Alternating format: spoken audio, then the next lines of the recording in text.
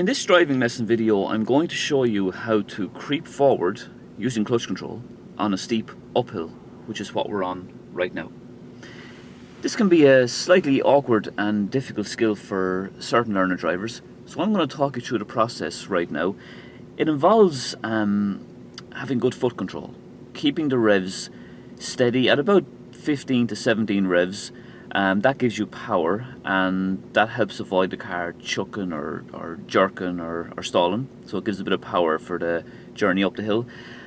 But the clutch control, most importantly, has to be so gentle. I mean really subtle, gentle clutch control, because if you do hasty, jerky clutch control like this, the car is just going to stall and cut out. Okay, so let's do it now. I'll give you an example right now. So I'll go into first gear first of all. I'm just kind of conscious of what's around me as well, now, just to make sure there's nobody around. So looks all clear. I'm going to slowly creep forward now. Firstly, I'm going to get the juice, so I'm going to get about 15 or 16 or 17 revs on the thing here. Now I have to get a bite, okay? Now you'll probably feel the front of the car moving a bit, and you'll hear the noise reducing now. Here it comes. So there, a bit of a noise reduction, and you felt the front of the car rising. So now, because it's such a steep hill, I'm going to get a little bit of an extra bite, just there. Now that should really hold the car steady and stop it rolling back. It's very important to remember that when you're getting the bite, and the bite is when you get a little bit of acceleration or juice and bring the clutch up to feel that lift I was telling you about. But when you get that bite, you may notice that the revs counter will drop. Like that. Now if it does, that's perfectly fine. Don't overcompensate, because you're only going to make things more awkward. If the revs counter clock reduces down to about 10 or whatever, that's perfectly normal. That's a normal mechanical reaction. Just keep the feet fairly steady and everything will be okay. So handbrake down. Now my feet are very steady, so I'm keeping the juice. I hope you can hear that juice, just kind of gentle, solid acceleration there. And my clutch control is just going in and out so subtly. I mean, the movements of my clutch now are so small. I'm just creeping up very slowly. There's no jerks, there's no chugging, there's no shaking, there's no vibrations. It's just slowly but very consistently creeping forward. So my juice is consistent and my clutch control is very subtle and very gentle. Now if I'm going to stop now, which I will be now in about 5 seconds, it's important I get onto the brake before the car rolls back too much, because when I put the clutch in, the car is going to lose forward power and forward momentum. So I'm just going to a bit of a drain there. That's okay. I'm going to creep forward a bit more first. Now, so I'm going to stop there now. So over to the brake quick and clutch in simultaneously. The car didn't roll back at all. Handbrake first then, and then neutral. Using clutch control up a hill is very like trying to roll a football up a hill with your left foot, as I'm about to do right now. So this is my left foot, just like in the car would be my clutch foot, and this is my right foot. In the car, that would be my accelerator foot. So what I want to do now is I want to roll this ball up the hill, but I'm going to do it with very slow and steady left foot control, like I was doing in the car as well.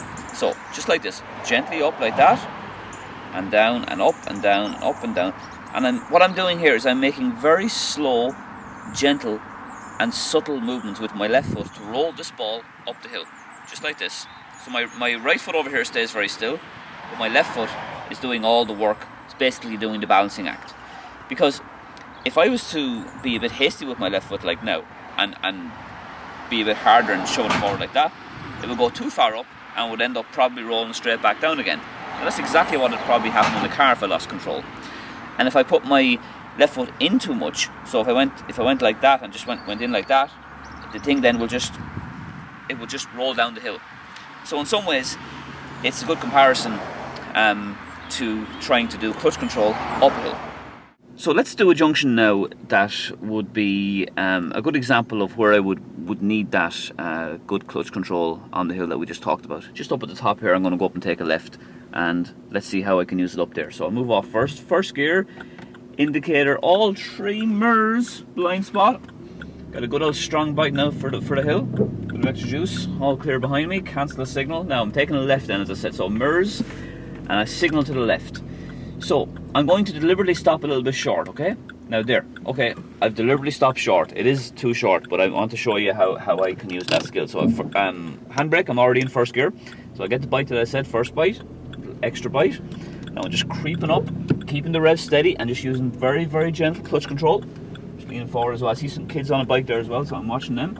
And this is exactly why we learned that skill, to see for children and people walking dogs there.